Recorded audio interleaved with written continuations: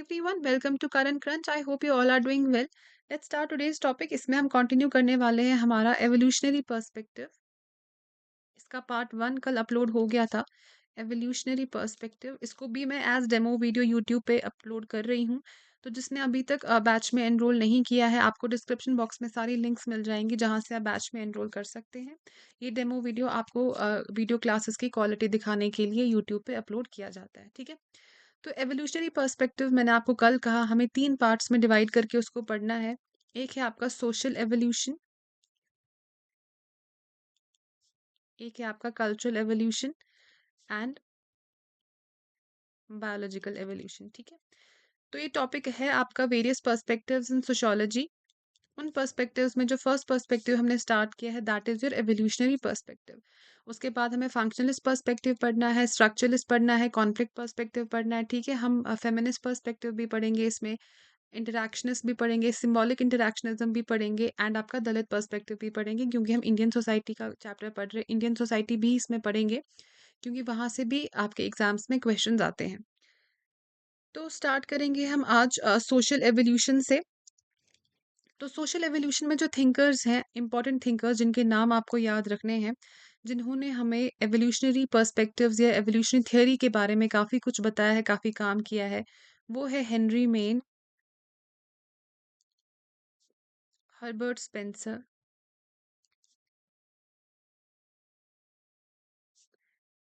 Ferdinand Tonnies, F Tonnies short में, Bachofen, BACHOVEN, LH Morgan, Emile Durkheim.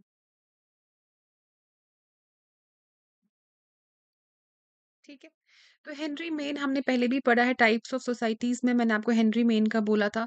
तो कौन सी दो टाइप्स ऑफ सोसाइटीज का एवोल्यूशन इन्होंने हमें बताया था? Status to contract based societies. Status to contract based societies.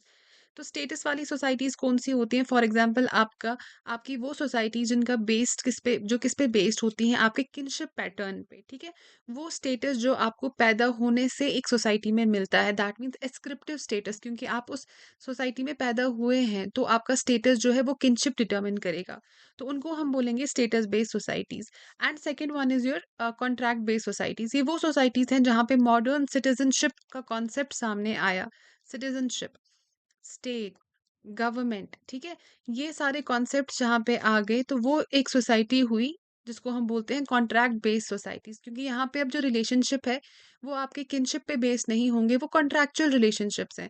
वो टर्म्स एंड कंडीशंस पे बेस्ड होते हैं. फॉर एग्जांपल एक स्टूडेंट और टीचर का रिलेशनशिप, कि आप फीस भरते हैं, बैच में एनरोल करते हैं and you get these classes and videos. तो it's a kind of relationship that is based on certain terms and conditions. तो वो होती हैं आपकी contract based societies. And status based is your, जहाँ पे सोली जो कहाँ किस पे बनी हुई होती है, आपके किनशिप कॉम्प्लेक्स पे, किनशिप पैटर्न्स पे. ठीक. तो ये था Henry main. Second one is your Herbert Spencer. Herbert Spencer मैंने पहले भी आपको पढ़ाया है, ये काफी इंपॉर्टेंट नाम है. हम बायोलॉजिकल एवोल्यूशन में भी इनको जोड़ते हैं एंड सोशल एवोल्यूशन में भी. तो हर्बर्ट स्पेंसर ने हमें सर्वाइवल ऑफ फिटेस्ट का कॉन्सेप्ट तो दिया है, that we will save for biological evolution. लेकिन सोशल एवोल्यूशन में क्यों हम इनका नाम यहाँ पे पढ़ रहे हैं? क्योंकि इन्होंने हमें एक पॉलिटिकल सोसाइटी की स्टेजेस ऑफ एवोल्यूशन बताई हैं. Political societies stages of evolution. ठीक है. एग्जाम में आप कंफ्यूज नहीं होना, क्योंकि हर्बर्ट स्पेंसर को ऑफ्टन हम किससे रिलेट करते हैं? इनको हम हमेशा यूज करते हैं सर्वाइवल ऑफ द फिटेस्ट या वो सारी चीजें हमें पता है जो हर्बर्ट स्पेंसर ने कही. एनालॉजी इन्होंने ड्रॉ की ह्यूमन बॉडी और सोसाइटी की. फाइन. लेकिन उसके अलावा इन्होंने सोशल एवोल्यूशन का भी कुछ पार्ट हमें दिया है. इन्होंने कहा था कि पॉलिटिकल सोसाइटी जो है वो कुछ स्टेजेस में डेवलप होती है. वो स्टेजेस ऑफ एवोल्यूशन कैसे कैसे हैं? कि पहले आपके पास एक सोसाइटी आती है जिसमें कोई स्टेट नहीं होती है. No state. नो स्टेट का क्या मतलब है? नो चीफ, कि उसका कोई पॉलिटिकल हेड नहीं होता है उस सोसाइटी का. वहां से हम चलते हैं, फिर एक सोसाइटी आपकी आ जाती है जहाँ पे चीफडम स्टार्ट हो जाता है. दैट मीन्स आपके चीफ जो है बनना वो शुरू हो जाते हैं. उसके बाद ये सेकेंड स्टेज है. ठीक है. थर्ड स्टेज में जब आते हैं हमारे पास आ जाती है compound society. Compound society of chiefs. ठीक। दैट मीन्स वेरियस सोसाइटीज होंगे, हर सोसाइटी क्या करेगी, अपना चीफ जो है उसको इलेक्ट करेगी उस चीफ को, एंड वो उन सोसाइटीज पे थोड़ा बहुत कंट्रोल वगैरह एग्जर्ट करना शुरू कर देंगे। These kind of societies are similar to your ancient feudal societies. Ancient feudal societies जहाँ पे हर सोसाइटी का अलग एक फ्यूडल लॉर्ड हुआ करता था। ठीक। उसके बाद हम एक ट्रांजिटरी फेज में आएंगे, ट्रांजिशन वाले फेज में। जो मॉडर्न स्टेट है, आज की जो हमारी स्टेट है, उसी हिसाब की एक स्टेट जो है उसकी शुरुआत होना शुरू हो जाएगी कि ऐसा-ऐसा इलेक्शंस की आप अपना पॉलिटिकल लीडर चूज़ कर रहे हो, उसके लिए कैंपेनिंग होना शुरू हो गई, लोगों की गैदरिंग होना शुरू हो गई। ऑल्दो ये उतना एडवांस स्टेज में नहीं हुआ जैसे आज होता है, बट बस ये आइडियाज़ आने शुरू हो गई सोसाइटी में कि अच्छा, अगर कोई लीडर चूज़ करना है तो घर-घर जाके लोगों को बताओ उस लीडर के बारे में, ठीक है? तो ऐसी काइंड ऑफ कैंपेनिंग, ये सारी इमर्जेंस जो है ये होना शुरू हो गई। एंड फाइनली हम लास्ट स्टेज में आएँगे जो आपका करंटली मॉडर्न स्टेट है। जहाँ पे जैसे आप इंडिया की एग्ज़ाम्पल ले लो, हमारी मॉडर्न डेमोक्रेटिक स्टेट, ठीक है? तो ये डेमोक्रेसी आने से पहले एक थोड़ा बहुत कहीं ट्रांज़िशन फ़ेज़ होता जहाँ पे ये डेमोक्रेसी जो है स्टार्ट होना शुरू हो गई। तो that would have been the emergence of the state वाला स्टेज। और ये हो गया आपका पहले नो स्टेट कि कोई चीफ नहीं है, फाइन। उसके बाद चीफ बनना शुरू हो गए। फिर आपके पास कंपाउंड सोसाइटी ऑफ चीफ्स आ गई कि अलग-अलग सोसाइटीज़ साथ में मिल गई और हर सोसाइटी का अपना चीफ हो। फिर इमर्जेंस ऑफ स्टेट वाला कॉन्सेप्ट कि एक ट्रांज़िशन फ़ेज़ आ गया जहाँ पे स्टेट कैसे डेवलप होगा उसकी शुरुआत होना शुरू हो गई। एंड फाइनली हम किस पे अराइव हमने किया, मॉडर्न स्टेट्स पे, जो कि आज का कॉन्सेप्ट है। तो ये वाला एक लेसर नोन कॉन्सेप्ट है जो किसने दिया था, हर्बर्ट स्पेंसर ने दिया था। इन्होंने हमें पॉलिटिकल सोसाइटी की स्टेजेस ऑफ एवोल्यूशन भी बताई थी। That is why we count him in both biological evolution as well as social evolution, ठीक है? एंड ये हो गया आपका Herbert Spencer. Next one is your बैकोवन।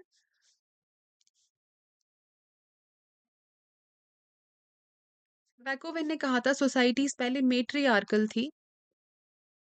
Matriarchal, matriarchal से वी शिफ्टेड टुवर्ड्स पेट्रियार्कल, ठीक है? मेट्रियार्कल से पेट्रियार्कल। तो इन्होंने क्या कहा, एवोल्यूशन किस तरीके से हुई है, बेसिकली हम यहाँ पे पढ़ क्या रहे हैं, एवोल्यूशनरी स्टेजेस ऑफ सोसाइटीज या evolutionary theories of the development of society, कि कैसे सोसाइटीज इवॉल्व हो गई हैं, ठीक है? तो ये अलग अलग मॉडल्स हम डिस्कस कर रहे हैं जो हमें अलग थिंकर्स ने बताए हैं। तो बेकोवेन ने क्या कहा, तो पुरानी सोसाइटीज आपकी मेट्रियार्कल हुआ करती थी, उसके बाद जो मॉडर्न सोसाइटीज की तरफ आ गए, पेट्रियार्की आ गई। और ये याद रख लेना, इन्होंने मेट्रियार्की को नेगेटिव चीज से रिलेट किया था कि कॉम्प्लिकेटेड थी, कॉम्प्लिकेटेड। एंड जो पेट्रियार्की है उसको इन्होंने पॉजिटिव रिलेशन दिया था और कहा था जो पेट्रियार्कल सोसाइटीज हैं वो प्रोग्रेसिव हैं,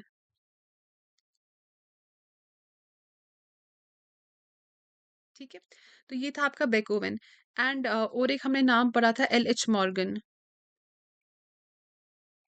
एल एच मॉर्गन, मॉर्गन ने क्या कहा था, savagery, barbarism, savagery, barbarism and आपका सिविलाइजेशन। तो ये बिल्कुल सेवेजरी जो है पुराने ज़माने के अर्ली मैन मान लो, ठीक है? उसके बाद थोड़ा बहुत जब हम एग्रीकल्चर की तरफ आ गए तो बार्बरिक सोसाइटी स्टार्ट हो गई। और जो मॉडर्न है उसको इन्होंने एक पॉजिटिव लाइट में दिखाया, सिविलाइजेशन नाम जो है इसका दिया, दैट मीन्स आपकी जो मॉडर्न स्टेट है। फाइन। तो ये दिया था एलिश मॉर्गन ने। और फर्डिनेंड टोनीज़ हमने कर लिया, वो जेमिनशैफ्ट, जेसलशैफ्ट वाला कॉन्सेप्ट वो मैंने अच्छे से एक्सप्लेन किया था। इमाइल दुर्खिम का mechanical solidarity and organic solidarity वो भी हमने अच्छे से किया था, ठीक है? हर्बर्ट स्पेंसर में और एक चीज़ याद रखो आप, तो जो हर्बर्ट स्पेंसर है he was against the concept of welfare state. चलो ख़ैर ये मैं आपको सर्वाइवल ऑफ द फिटेस्ट में भी ये रिपीट करूँगी ये वाली चीज़, अगेंस्ट वेलफेयर स्टेट, क्योंकि वो कहते थे अगर आप में वो काबिलियत है कि यू आर फिट तो ही आप अगली जनरेशंस के लिए जो है या अगले आने वाले सालों में सर्वाइव कर पाओगे। तो that depends upon your capability. तो वो बोलते थे ऐसी वेलफेयरिज़्म या वेलफेयर अप्रोच जो है गवर्नमेंट्स को वो नहीं लानी चाहिए, क्योंकि इससे लोग मेहनत करना और खुद को कैपेबल बनाना छोड़ देंगे, ठीक है? तो ये हर्बर्ट स्पेंसर का मानना था। तो ये हो गया हमारा सोशल एवोल्यूशन। एक बार ये आपको फिर से बता दूं, एवोल्यूशनरी पर्सपेक्टिव हम देख रहे हैं, उसमें हमने स्टार्ट किया सोशल एवोल्यूशन से, ठीक है? तो सोशल एवोल्यूशन के अलग अलग थिंकर्स कौन से हैं, Henry Maine, Herbert Spencer, Ferdinand Tonnies, Emile Durkheim, L H Morgan and Bachofen. Henry Maine ने हमें status and contract based societies बताई। हर्बर्ट स्पेंसर ने हमें पॉलिटिकल स्टेजेस बताई, पॉलिटिकल सोसाइटी की stages of evolution. Ferdinand Tonnies ने हमें जेमिन शाफ्ट जेसल शाफ्ट वाला कॉन्सेप्ट बताया हुआ है, जो मैंने ऑलरेडी डिस्कस किया है पुराने लेक्चर्स में। इमाइल दुर्खीम ने mechanical solidarity and organic solidarity वाला कॉन्सेप्ट हमें दिया, ये भी मैंने आपको बताया हुआ है, लेकिन इसको हम रिपीट दोबारा करेंगे जब हम इमाइल दुर्खीम को सेपरेटली पढ़ेंगे। एल एच मॉर्गन ने हमें सेवेजरी बार्बरिज्म एंड सिविलाइजेशन बताया। बेकोवेन ने क्या बताया, मेट्रियार्की से हम पेट्रियार्की में आ गए। तो यहाँ पे कंप्लीट होता है आपका सोशल एवोल्यूशन। तो जो नेक्स्ट चीज हमें पढ़नी है that is your biological evolution. तो बायोलॉजिकल एवोल्यूशन में हम मेजरली एक ही नाम पढ़ते हैं, that is again your Herbert Spencer. इन्होंने काफी इंपॉर्टेंट कॉन्सेप्ट दिया था, that was the concept of survival of fittest. तो जो कहाँ से इन्होंने ड्रॉ किया था, चार्ल्स डार्विन से, सर्वाइवल ऑफ फिटेस्ट। इसीलिए इनकी थ्योरी को डार्विनिज्म भी बोला जाता है, सोशल डार्विनिज्म। कि इन्होंने कहा जैसे जैसे हम मॉडर्न वर्ल्ड की तरफ आएंगे, सोसाइटी उतनी कॉम्प्लिकेट होती जाएगी। ठीक है, अगर हम कॉम्प्लेक्सिटी को मेजर कर पाए, फॉर एग्जांपल 10 पॉइंट्स कॉम्प्लेक्स अगर कोई सोसाइटी है, हम कॉम्प्लेक्सिटी को, मैं आपको एक क्वांटिटी वाले टर्म्स में बोल रही हूँ, जैसे हम आगे आगे चलते जाएंगे आने वाले सालों में, वो जो कॉम्प्लेक्सिटी है वो 100 टाइम्स ज्यादा हो जाएगी। तो जिस इंसान में वो पोटेंशियल होगा, वो काबिलियत होगी, वो खुद को अडैप्ट करने की शक्ति होगी कि वो खुद को 100 टाइम्स कॉम्प्लेक्स सोसाइटी में भी सर्वाइव करवा सके, वही फिट रहेगा आगे के आने वाले सालों में। मतलब उसी को सर्वाइवल मिलेगा, वही फिट रहेगा आने वाले सालों में अपनी ज़िंदगी कंटिन्यू करने के लिए। एंड जिन लोगों में ये काबिलियत नहीं होगी, वो यहीं पे ही दे विल पेरिश अवे, वो खत्म हो जाएँगे। तो इसीलिए इन्होंने कहा था हमें जो वेलफेयर अप्रोच है उसको छोड़ना चाहिए, बल्कि खुद पे काम करना चाहिए अपनी अडैप्टेबिलिटी को बढ़ाने के लिए, अपने पोटेंशियल को इंक्रीज़ करने के लिए। ये हर्बर्ट स्पेंसर का मानना था। एक इन्होंने ये चीज़ बोली थी, इसमें आप सर्वाइवल ऑफ द फिटेस्ट याद रख लो, ठीक है? और भी इन्होंने कुछ चीज़ें बोली थी। इन्होंने एक ऑर्गेनिज़मिक एनालॉजी ड्रॉ की थी। वो ऑर्गेनिज़मिक एनालॉजी क्या होता है? ऑर्गेनिज़मिक एनालॉजी ड्रॉ की थी सोसाइटी के साथ, कि जैसे ह्यूमन बॉडी है, वो human body is compose of inter related parts, ठीक है? जैसे हमारे ऑर्गन्स हम बोले, हमारे अंदर हार्ट है, किडनीज हैं, लिवर है, ठीक है? ये सारी चीज़ें जो है इन कोऑर्डिनेशन काम करती हैं। आपका हार्ट ब्लड पंप करता है, किडनी अलग फंक्शन करता है, वो फ़िल्टर करता है, ठीक है? आपके जो अंदर टॉक्सिन्स वग़ैरह होते हैं वो प्यूरिफ़ाई करता है, लिवर अपना काम कर रहा है। ये सारी चीज़ें जो है ये इंटर रिलेटेड और इंटरडिपेंडेंट होके काम करते हैं। मतलब ऐसा नहीं है किसी का दिल धड़कना बंद हो जाए, तो डॉक्टर ऐसा बोले चलो दिल काम नहीं कर रहा है, बाकी चीज़ें काम कर रही हैं, इंसान सर्वाइव कर जाएगा, ऐसा नहीं होगा। या किडनी फेलियर हो जाए, चलो किडनी तो बैठ गई है, बाकी दिल-विल तो चल रहा है, दिमाग तो चल रहा है, तो इंसान सर्वाइव करेगा। ऐसा नहीं होता ना। अगर एक ऑर्गन आपका बैठ गया, तो आपका पूरा जो फंक्शनिंग है इंसान की, वो खत्म हो जाएगी, इंसान मर जाएगा। सिमिलरली इन्होंने कहा सोसाइटी में भी ऐसा ही है। सोसाइटी का एक पार्ट अगर सही से फंक्शन नहीं करे, society as a whole survive नहीं कर पाएगी। तो इसको हम बोलते हैं organismic analogy, that means society को इन्होंने एक ऑर्गेनिज़्म से कंपेयर किया। And why was he able to do this? वापस चले जाओ इमर्जेंस ऑफ सोशियोलॉजी वाले लेक्चर में। वहाँ पे मैंने आपको डिफरेंट रेवोल्यूशंस पढ़ाए, तो एक रेवोल्यूशन आया था साइंटिफिक रेवोल्यूशन, ठीक है? तो ये वो टाइम था जब पहली बार सर्जरीज़ परफ़ॉर्म हुई थी। जब सर्जरी पहली बार हुई, ह्यूमन बॉडी को पहली बार काटा गया, तो देखा गया तो अलग-अलग ऑर्गन्स हैं, ये कैसे एक-दूसरे से जुड़े हुए हैं, ठीक है? डाइसेक्शन ऑफ द बॉडी पहली बार हुआ था। सर्जरी इससे बेटर वर्ड यहाँ पे डाइसेक्शन है।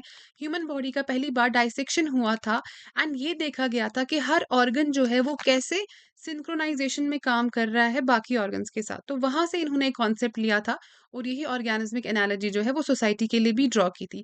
इस पर्सपेक्टिव को फिर हम फर्दर फंक्शनलिस्ट पर्सपेक्टिव में भी यूज़ करते हैं, पर यहाँ पे मैंने आपको एक्सप्लेन किया क्योंकि ये आपको बायोलॉजिकल एवोल्यूशन में भी ये क्वेश्चन पूछा जा सकता है। ठीक है? और इन्होंने कहा था जो एवोल्यूशन है, जो प्रेज़ेंट सोसाइटी है, that is a derivative of the earlier society. Evolution का क्या मतलब है कि आपकी जो present society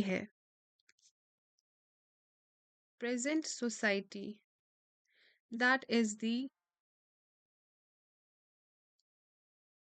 derivative of earlier society which is nothing but a process of evolution कि पहले एक सोसाइटी थी, उसमें कुछ चेंजेस आई, कुछ एडिशंस हुए, कुछ सब्ट्रैक्शंस हुए, दैट मीन्स कुछ मॉडिफिकेशंस हुई एंड हमारे पास एक न्यू सोसाइटी आ गई, ठीक है? वही यहाँ पे बोला गया है।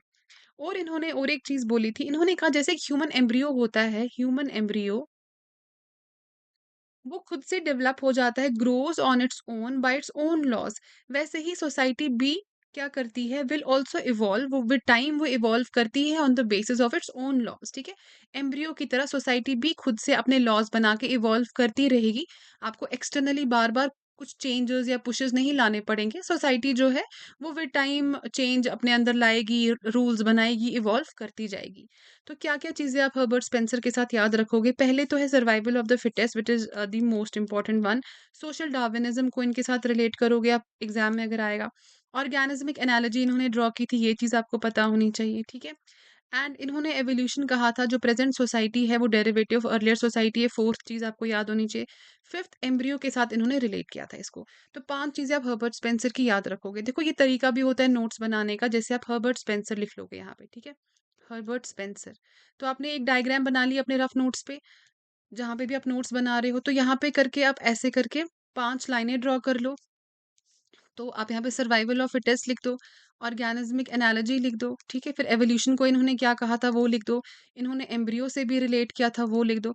तो ऐसे करके आपके एक तो पिक्टोरियल रिप्रेजेंटेशन हो जाएगी, आपको ज़्यादा मेमोरी में चीज़ें काफ़ी टाइम तक रिटेन करोगे एंड आपके लिए लास्ट मोमेंट रिविज़न जो एग्ज़ाम से 1 दिन पहले के लिए काफ़ी इंपॉर्टेंट है। एग्ज़ाम का जो 1-2 दिन पहले वाले रिविज़न्स होते हैं, उस टाइम के लिए ऐसे जो शॉर्ट नोट्स होते हैं वो काफ़ी ज़्यादा हेल्पफुल रहते हैं, ठीक है? इससे क्या होता है आप एग्ज़ाम से कुछ टाइम पहले सारा ही अपना पूरा सिलेबस रिवाइज़ कर पाते हो।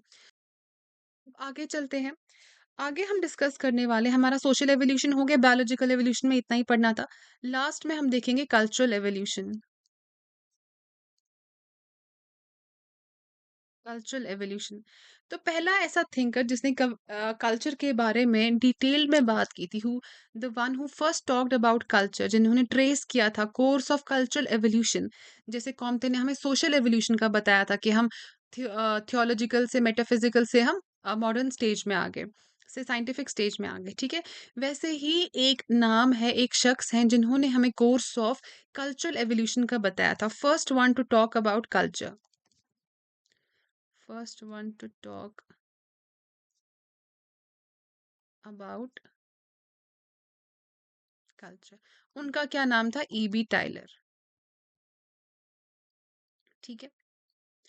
तो इन्होंने क्या कहा था? इन्होंने कहा था कल्चर जो है ये एक यूनिटरी एंटिटी है, दैट मीन्स ये हर जगह प्रेजेंट है, ठीक है? इट इज, आप बोल सकते हो, कॉमन टू ऑल मैनकाइंड। इन्होंने कल्चर को बताया था common to all mankind, common to all mankind. और इन्होंने कुछ major stages of development of culture बताई थी कि कल्चरल एवोल्यूशन सोसाइटीज में कैसा हुआ है। स्टेजेस इन्होंने बताई थी, वो स्टेजेस वही हैं, सिमिलर हैं जो हमें एल.एच. मॉर्गन ने, लुइस हेनरी मॉर्गन ने बताई थी। That is your savagery, barbarism and civilisation, ठीक है? तो इसके नोट्स भी आपको मिल जाएँगे जिन्होंने मेरे कोर्स में एनरोल किया है। मैं अपने कोर्स में सारे पीडीएफ्स भी प्रोवाइड करती हूँ, तो इसके पीडीएफ भी आपको कुछ दिनों में मिल जाएँगे, ठीक है? तो इन्होंने कहा जब हमारा agriculture, with the advent of agriculture, जैसे-जैसे आपका एग्रीकल्चर स्टार्ट हो गया, हम सेवेजरी से बार्बरिज़्म में आ गए। With the advent of agriculture and barbarism से सिविलाइजेशन में। वो कैसे हुआ? With the advent of, with the increase of literacy, जैसे आपका एजुकेशन लेवल बढ़ती गई हम एक मॉडर्न सिविलाइजेशन की तरफ आ गए एंड सेवेजरी, जैसे हमारा एग्रीकल्चर बढ़ता गया हम सेवेजरी से बार्बरिज्म में आ गए, ठीक है? तो कल्चर जो आप है इसको बोल सकते हो product of human mind, product of human mind. वो क्यों है ह्यूमन माइंड? क्योंकि सेवेजरी से हम बार्बरिज्म में आए with the advent of agriculture, और जो एग्रीकल्चर है ह्यूमन क्रिएशन थी, ठीक है? एंड ह्यूमन क्रिएशन इस तरीके से थी कि ह्यूमन ने इस बारे में सोचा, टूल्स इन्वेंट किए, आयरन की जो डिस्कवरी हुई तो ही हम सेवेजरी से बार्बरिज्म में आए, क्योंकि आयरन से क्या हो गया, with the advent of iron आपका जो एग्रीकल्चर है वो काफ़ी सिंप्लीफाई हो गया, तो एग्रीकल्चर एडवांसमेंट होना शुरू हो गई। फिर बार्बरिज्म के बाद जैसे ही एजुकेशन और लिटरेसी की जो रेट है वो बढ़ती गई, तो हम एक मॉडर्न सिविलाइजेशन की तरफ आ गए। तो हमें कह सकते हैं जो कल्चर चेंजेस है कहीं ना कहीं ह्यूमन माइंड से डायरेक्टली रिलेटेड है, क्योंकि आयरन भी इन्हीं का काम था, ठीक है, उसकी डिस्कवरी भी इन्हीं का काम था। And secondly literacy and education की रेट इंक्रीज होना भी ह्यूमन माइंड की ही क्रिएशन थी। तो it is a product of human mind. तो आई एम श्योर नाउ कि अगर आपको यहाँ से कोई कंसेप्चुअल क्वेश्चन आए या फैक्चुअल क्वेश्चन आए, you will be able to handle that question, ठीक है। तो ये था आपका ईबी टाइलर। हाँ, अब आई एम श्योर कि इसके बाद स्टूडेंट्स का डाउट, जो फर्स्ट डाउट मुझे मैसेज आएगा इस वीडियो के बाद, वो यही होगा कि मैम अगर एग्जाम में मॉर्गन भी मेंशन हुआ एंड टाइलर भी मेंशन हुआ एंड सेम ऑप्शंस हो गए, तो हम कौन सा वाला ऑप्शन सेलेक्ट करेंगे। तो इस केस में आपको देखो क्या करना है, ये याद रखो मॉर्गन ने जो स्टेजेस दी थी वो स्टेजेस थी ह्यूमन सोसाइटी की, एंड टाइलर ने जो स्टेजेस दी थी वो स्टेजेस थी कल्चरल एवोल्यूशन की, ठीक है। तो अगर आपके क्वेश्चन में कहीं पे हिंट किया गया होगा टुवर्ड्स कल्चर, तो answer would be Tylor. And अगर हिंट किया गया होगा towards the evolution of human society या स्टेजेस ऑफ ह्यूमन सोसाइटी, तो आंसर वुड बी मॉर्गन, ठीक है। अब कई लोगों का और एक डाउट होगा कि मैम अगर क्वेश्चन में कुछ क्लियर नहीं होगा और सेम ऑप्शंस होंगे एंड दोनों थिंकर्स मेंशन्ड होंगे, तो आई वुड से अकड़ बकड़ बम्बे बो करके जो लगे वो सिलेक्ट कर लेना, ठीक है। कई बार अगर आपने इतना अच्छे से प्रिपेयर किया होगा ना, अपनी गट फीलिंग के बेसिस पे भी कोई कोई क्वेश्चन जो है वो सॉल्व किया करो, although it is highly unlikely कि इतना कोइंसिडेंस वो करेंगे, आपको सेम ही ऑप्शन जो है वो दे देंगे। अगर ऐसा होता भी है तो यूजुअली फिर क्या होता है कि दोनों ऑप्शंस को सही कंसिडर किया जाता है, ठीक। लेकिन आपको एग्जाम में एक ही चूज करना होगा, एंड इसमें कोई ऐसे गड़बड़ नहीं होगी एग्जाम में, तो डोंट वरी। तो ये है आपका कल्चरल एवोल्यूशन। अब देखो इन सारी चीज़ों में एक लिमिटेशन याद रख लेना, ऑल्दो यहाँ से क्वेश्चन नहीं आएगा, but just for your knowledge कि जो भी हमने एवोल्यूशनरी थियरीज पढ़ी, कहीं ना कहीं एक बायस है उनमें कि पुरानी सोसाइटीज को उन्होंने एक बुरे लाइट में दिखाया है। चाहे वो बेकोविन हो, उनने बेकोविन ने मेट्रियार्कल को रिग्रेसिव बोला, फिर पेट्रियार्कल को प्रोग्रेसिव बोला, या ऐसे वर्ड्स यूज करना बारबेरिक सेवेजरी, वो चाहे टाइलर ने किए हों या मॉर्गन ने किए हों, ठीक है। And modern state, developed state या डेवलपमेंट रिलेट करना न्यू सोसाइटीज के साथ एंड पुरानी सोसाइटीज को हमेशा बुरी लाइट में दिखाना। तो ये एक लिमिटेशन है एवोल्यूशनरी थियरीज का। तो हम एवोल्यूशनरी थ्योरी पे स्टॉप नहीं करेंगे, एक और चीज़ हमें इसमें ऐड करनी है, वो है आपकी न्यू एवोल्यूशनरी थियरीज। एंड ये न्यू एवोल्यूशनरी थियरीज जो है या न्यू एवोल्यूशन थियरीज, ये आज का लास्ट टॉपिक है, ठीक।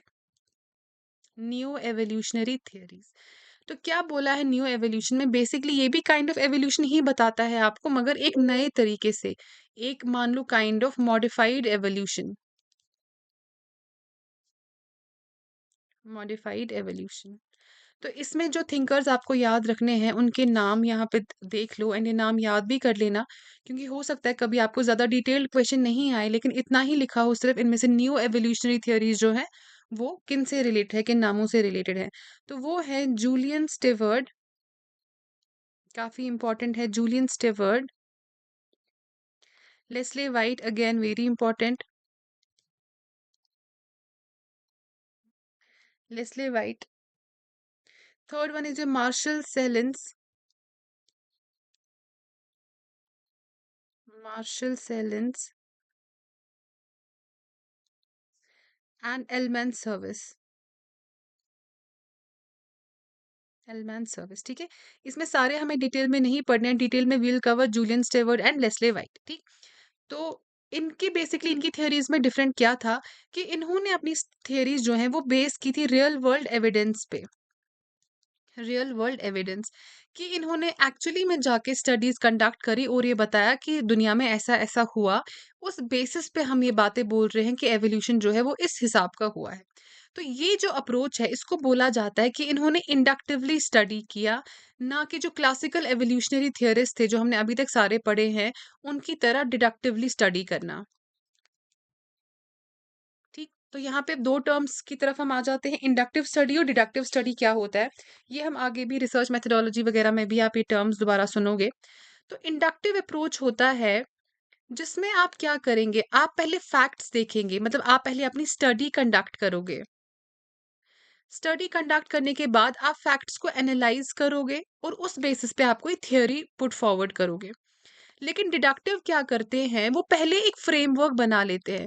वो पहले थ्योरी बना लेते हैं, पहले उन्होंने एक बड़ी ग्रैंड थ्योरी दे दी, उसी थ्योरी के बेसिस पे वो अपने रिजल्ट्स जो है या अपना आगे का जो फ्रेमवर्क है या जो फैक्ट्स हैं वो बनाना शुरू करेंगे। फॉर एग्जांपल अभी तक जो हमने क्लासिकल एवोल्यूशनरी थ्योरीज पढ़े, उन लोगों ने लीनियर एवोल्यूशनरी मॉडल्स दिए। मेजरली यही था ना कि हंटिंग गैदरिंग सोसाइटी थी, उसके बाद एग्रीकल्चर सोसाइटी आ गई, फिर मॉडर्न सोसाइटी आ गई। ऑल्दो टर्मिनोलॉजी डिफरेंट थी, बट एक सीक्वेंस यही थी कि इन्होंने पहले दिमाग में रखा है कि सोसाइटीज की डेवलपमेंट ऐसे ही हुई, दिमाग में फ्रेमवर्क बैठ गया, फिर उसी बेसिस पे उन्होंने आगे आगे अपने डिफरेंट डिफरेंट नाम दे दिए, चाहे वो स्टेटस कॉन्ट्रैक्ट बेस्ड सोसाइटीज हो, मेट्रियार्कल पेट्रियार्कल हो, या savagery barbaric and agriculture society हो, ठीक है, या society with no chief, society with chief, जो भी नाम चाहे, लेकिन एक बेसिक जो फ्रेमवर्क है वो इन्होंने यही चूज किया। वो डिडक्टिव अप्रोच होती है। इंडक्टिव हुआ कि अलग-अलग जाके स्टडीज करना, सोसाइटीज की स्टडी करना, एविडेंसेस कलेक्ट करना, फिर उस बेसिस पे कुछ थ्योरीज वगैरह बनाना, that is the inductive approach. And ये बेसिकली अच्छा अप्रोच है inductive as compare to deductive. तो कई ऐसी स्टडीज होती है जहाँ पे डिडक्टिव अप्रोच सही रहता है, कई स्टडीज होती है जहाँ पे इंडक्टिव अप्रोच सही रहता है। वो ये चीज जो है हमें रिसर्च मेथडोलॉजीज में आगे दोबारा पढ़नी है। ठीक। तो ये क्या करते हैं, ये हिस्टोरिकल डेटा देखते हैं और एक्चुअल फैक्ट्स वगैरह पे, ऑब्जर्वेशंस पे क्या करते हैं, फाइनली इन्होंने नियो एवोल्यूशनरी की अगर बात करें, इन्होंने इंडक्टिव अप्रोच की, दैट मीन्स इन्होंने फैक्ट्स देखे, फाइन डेटा जो है वो कंसल्ट किया और उस बेसिस पे अपनी थ्योरीज जो है वो डिवाइस करी। तो ये जो मैंने आपको कहा इंपॉर्टेंट नाम हमें यहाँ पे देखना है, वो नाम है जूलियन स्टेवर्ड का। जूलियन स्टेवर्ड, इन्होंने हमें दिया एक टर्म, हम इनके साथ रिलेट करते हैं, that is cultural ecology. Cultural ecology क्या होता है? इन्होंने कहा कल्चर और एनवायरनमेंट का एक रिलेशन है, जो थिंकर्स जो हैं फोकस जिस पे नहीं कर रहे हैं। कल्चर एंड एनवायरनमेंट का रिलेशन, इन्होंने कहा कल्चर जो है उनकी दो, कल्चर में दो चीजें आती हैं। एक कल्चर का कोर होता है, एक कल्चर का पेरिफेरी होता है। ठीक है। कोर क्या हुआ किसी भी कल्चर का? जो उसका फॉर एग्जाम्पल कल्चर की टेक्नोलॉजी, टूल्स जो वो यूज करते हैं, machinery, that is the core of the culture. And कुछ चीजें होती हैं जो पेरिफेरी ऑफ द कल्चर में आता है, for example ideas, values, habits. ठीक है। एंड ये जो कोर एंड पेरिफेरी है आपस में इंटर रिलेटेड है, इनका कोई ना कोई कॉन्फ्लिक्ट रिलेशन कुछ ना कुछ आपस में चलता रहता है। ठीक है। अब इसको मैं एक्सप्लेन करने के लिए कैसे रिलेशन जो है ये इम्पैक्ट डालते हैं एक दूसरे पे, कोर पेरिफेरी पे और पेरिफेरी कोर पे, उसके लिए आपको एक एग्जांपल बताऊंगी। फॉर एग्जांपल हम किसी सोसाइटी की बात करते हैं जहाँ पे वो फिशरीज या फिशिंग कल्टीवेशन जो है, फिशरी उसमें इन्वॉल्व है। ठीक है। तो वो फिशेस वगैरह कैच करते हैं, वही उनका काम है। तो एक टाइम आता है जब फिश की क्या हो जाती है, ओवर एक्सप्लॉइटेशन। दैट मीन्स अब जो फिश की पॉपुलेशन है वो बहुत कम हो गई है। तो अब लोग परेशान हो गए, अब हम क्या करें, कोई ना कोई रिजल्ट उनको करना है। तो वो क्या कोई ना कोई सोल्यूशन निकाल रहा है, या तो वो टेक्नोलॉजी चेंज करेंगे, फिशों की फीड वगैरह बढ़ाने का शुरू करेंगे, ऐसा कुछ करेंगे, या तो वो शिफ्ट करेंगे towards other thing, for example वो फार्मिंग में आ गए। ठीक है। तो अब उन्होंने फिशरी से, क्योंकि वहां पे ओवर एक्सप्लॉइटेशन हो गई फिशरी की, टेक्नोलॉजी अपने टूल्स वगैरह चेंज किए, कोर जो है उस पे थोड़ा काम किया, एंड फार्मिंग एग्रीकल्चर पे आना शुरू हो गए। अब जब फिशरी से वो एग्रीकल्चर पे आएंगे तो अकॉर्डिंगली उनके जो डेली रूटीन्स है उस पे इम्पैक्ट आएगा। फॉर एग्जांपल फिशरी जो है, फिश कैच करना वो किसी भी टाइम कर सकते थे, लेकिन एग्रीकल्चर में अब आ गए हैं, अब उनको देखना है किस सीजन में हमें कौन सा क्रॉप जो है वो ग्रो कर सकते हैं। फाइन। किस क्रॉप में कितना पानी डालना है, क्या करना है, कब हमें खेतों में ही रहने की ज़रूरत है, कब हम किसी दूर जगह सेटल हो सकते हैं। ठीक? तो उनकी जो सोशल ऑर्गेनाइज़ेशन है वो भी इसी तरफ बिल्ड होना शुरू हो जाएगी। इवन उनकी जो स्पिरिचुअल वैल्यू है कि अब लैंड की इम्पोर्टेंस उनके लिए बहुत, पहले वाटर की इम्पोर्टेंस थी जब वो फिशरी करते थे, अब वो एग्रीकल्चर में हैं तो उनके लिए लैंड की स्पिरिचुअल वैल्यू हो गई। ठीक?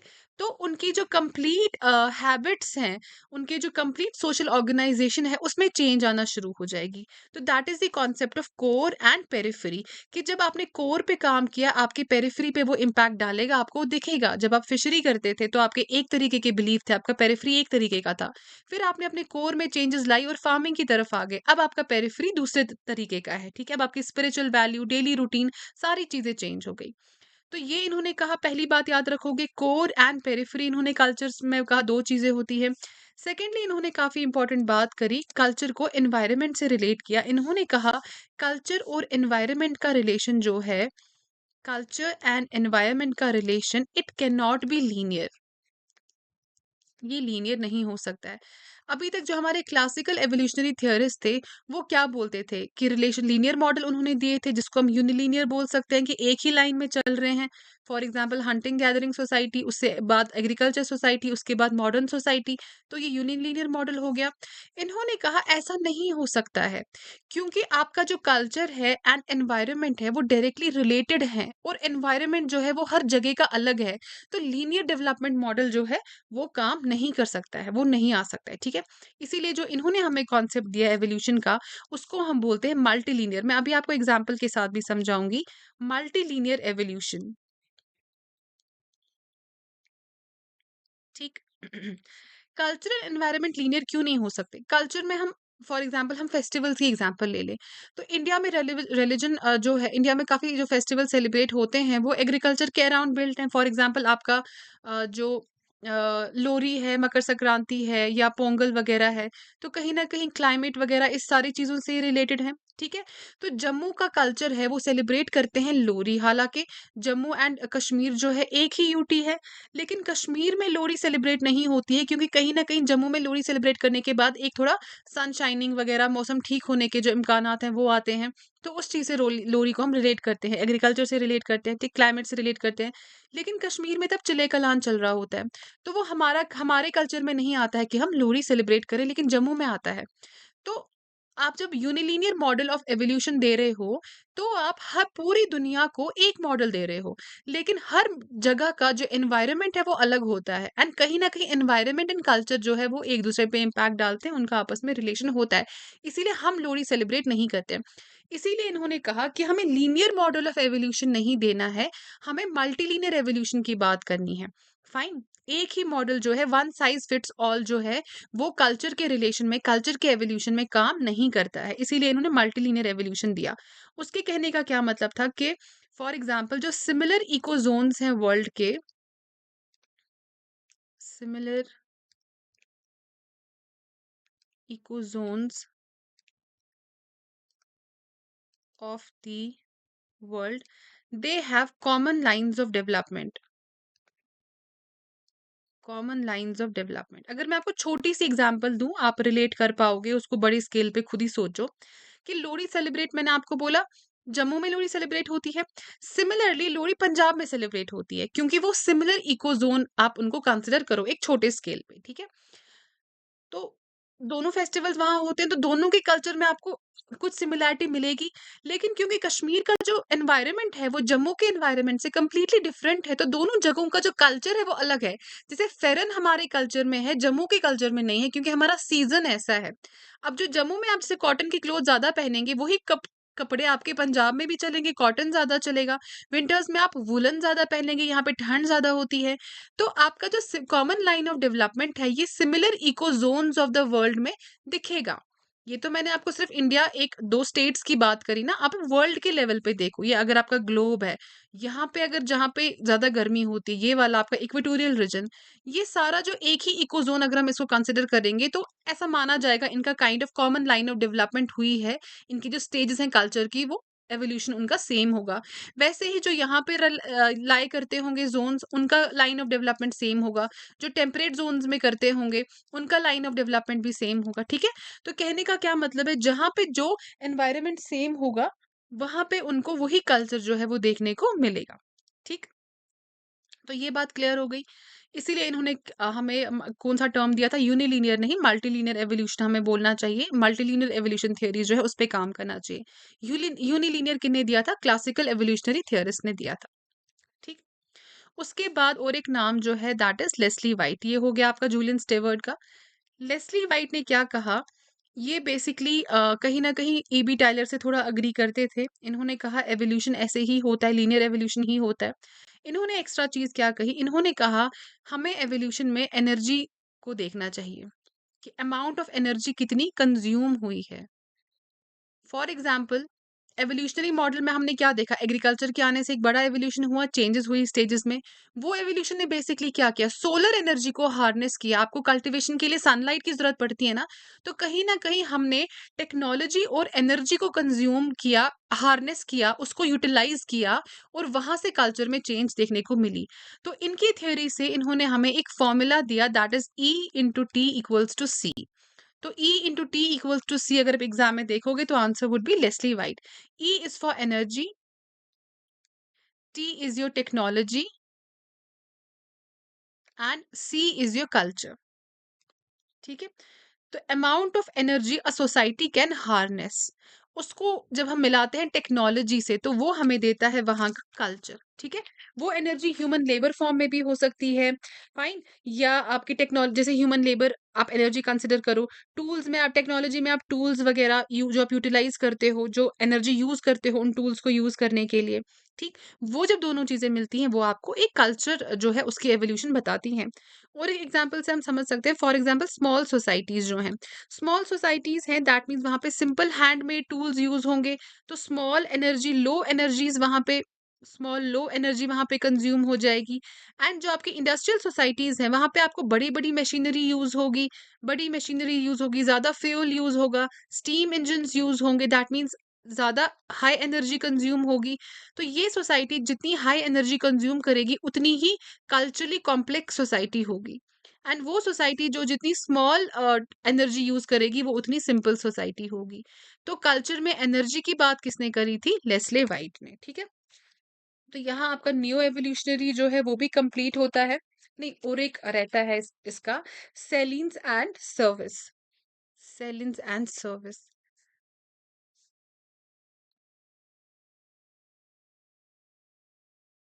सेलिन्स एंड सर्विस। तो इन्होंने हमें दो चीजें दी थी, सिंपली ये जल्दी जल्दी मैं आपको बताती हूँ। एक इन्होंने कहा था जनरल एवोल्यूशन होता है, जनरल एवोल्यूशन, और एक इन्होंने कहा था स्पेसिफिक एवोल्यूशन होता है, स्पेसिफिक एवोल्यूशन।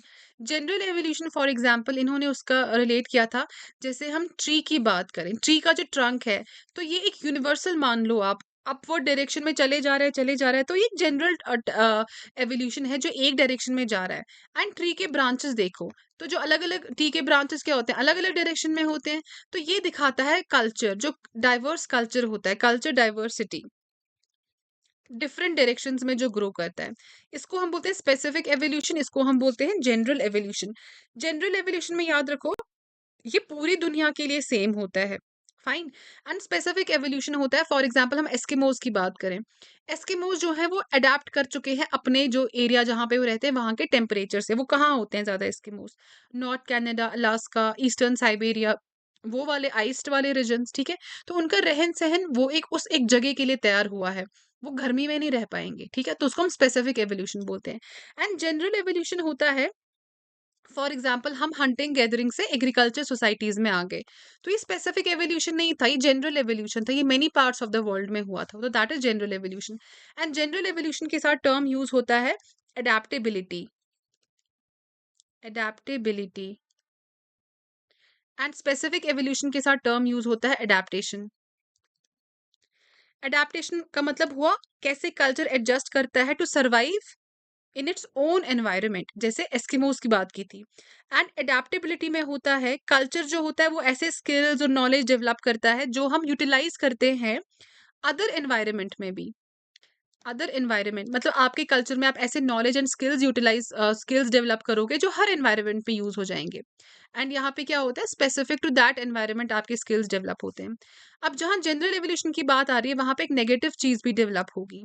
फॉर एग्जाम्पल, आपने अपने स्किल्स यूज करके वेपन्स डेवलप किए, और उन वेपन से अब दुनिया में आप कहीं भी डिस्ट्रक्शन कर सकते हो। ठीक है, तो इस अडेप्टेबिलिटी जो है उसके साथ कुछ ना कुछ नेगेटिव जो है वो हमेशा एसोसिएटेड रहेगा, क्योंकि इसमें जो एवोल्यूशन हुई है वो पूरे वर्ल्ड के लिए हुई है। वेपन्स कहीं एक जगह डेवलप हो रहे हैं लेकिन वो पूरी दुनिया के लिए मेनेंस जो है वो क्रिएट कर रहे हैं। तो इसको इन्होंने क्या बोला, अडेप्टिव रेडिएशन, अडेप्टिव रेडिएशन, तो ये याद रख लेना। ठीक है, तो न्यू एवोल्यूशनरी में हमने क्या-क्या देखा? एक तो हमने जूलियन स्टेवर्ट देखा जिन्होंने कल्चरल इकोलॉजी की बात की, एनवायरनमेंट से रिलेट किया कल्चर को। लेस्ली व्हाइट ने एनर्जी से रिलेट किया, साइलेंस एंड सर्विस ने क्या किया? इन्होंने जनरल और स्पेसिफिक एवोल्यूशन दिया, adaptability, adaptation and adaptive radiation, ठीक है? बस लास्ट चीज़ हमें यहाँ पे देखनी है दैट इज़ पार्सन्स। पार्सन्स ने भी थोड़ा एवोल्यूशन के बारे में बात की है, पार्सन्स को हमें इन डिटेल भी पढ़ना है। अमेरिकन सोशियोलॉजिस्ट थे ये, टेलकॉट पार्सन्स। तो इन्होंने हमें 2 टाइप ऑफ डेवलपमेंट दी, कहा एक होती हैं आपकी आर्केक सोसाइटीज़ एंड एक को बोलते हैं हम historic intermediate empire, intermediate empire, ठीक है? आर्केक सोसाइटीज़ जैसे आपकी एंशिएंट इजिप्ट वगैरह, इजिप्ट, मेसोपोटामिया, ठीक?